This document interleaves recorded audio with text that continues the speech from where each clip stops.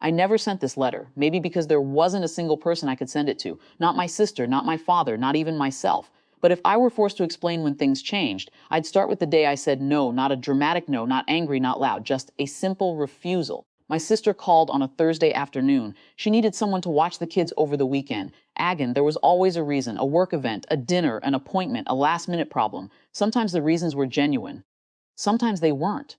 After a while, it stopped mattering. What mattered was that everyone assumed I would say yes. That assumption had been growing for years. At first, babysitting happened occasionally, then regularly, then automatically. People stopped asking if I was available. They asked what time I could arrive.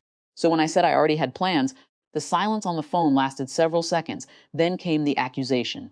You're acting like a traitor. I almost laughed, not because it was funny, because it was absurd. I loved those kids. I'd attended school events, helped with homework, covered emergencies. Spent entire weekends with them, yet one refusal erased years of effort. By that evening, the story had spread through the family. The next call came from my father. His disappointment sounded rehearsed. If you won't help family, don't expect anything from us later. I knew exactly what he meant. Inheritance, the family bargaining chip, the promise that always appeared whenever somebody resisted expectations. Oddly, I felt calmer after hearing it, not because it didn't hurt, because it finally made things clear. The help had never been unconditional. It was part of an exchange I hadn't realized I was participating in. The strange thing is that none of that was what eventually changed everything. The real problem wasn't babysitting. It was honesty, or more accurately, the lack of it. Over the next few months, I stopped volunteering for extra responsibilities. Nothing dramatic. I simply stopped rearranging my life around requests.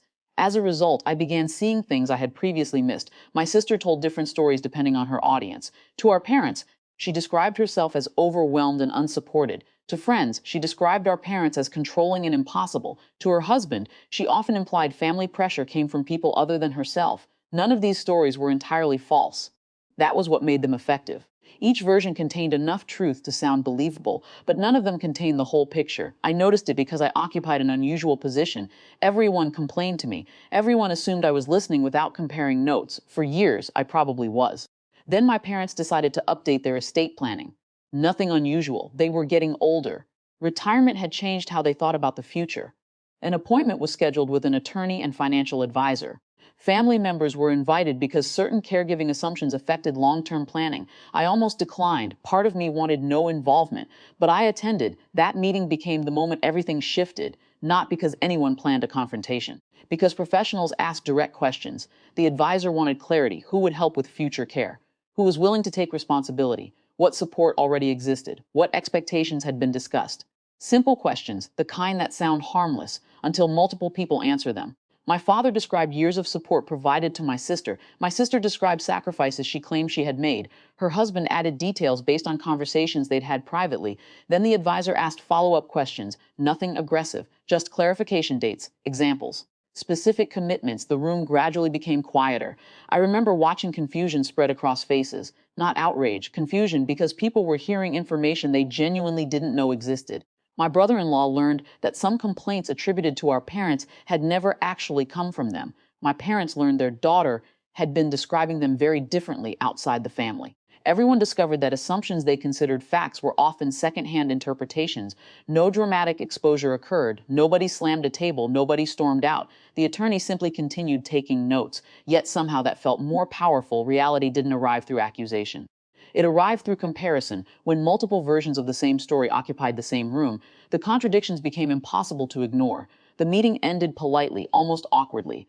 People gathered their papers, thanked the professionals, left quietly. For weeks afterward, the atmosphere felt different, not hostile, careful. My father never mentioned inheritance again, not once. I think he finally understood that financial promises couldn't force trust. My sister became more guarded, less certain that different versions of events would remain separated forever. And me, I felt surprisingly sad. Not victorious, just sad, because clarity has a cost. Sometimes misunderstandings protect relationships. Sometimes they allow people to avoid difficult truths. Once those truths become visible, you can't return to ignorance. The family survived. We still gather for holidays. The children still run through the house making noise. People still laugh. But expectations changed. Recs became requests again, not obligations, not tests of loyalty, just requests. Sometimes I say yes, sometimes I don't. The world keeps turning either way. Maybe that's the lesson I spent years learning. Refusing a responsibility doesn't make someone disloyal. It simply reveals whether the relationship depended on consent or compliance. I'm still not sure everyone in my family agrees with that. Some days I'm not sure I do either. That's probably why this letter remains unsent.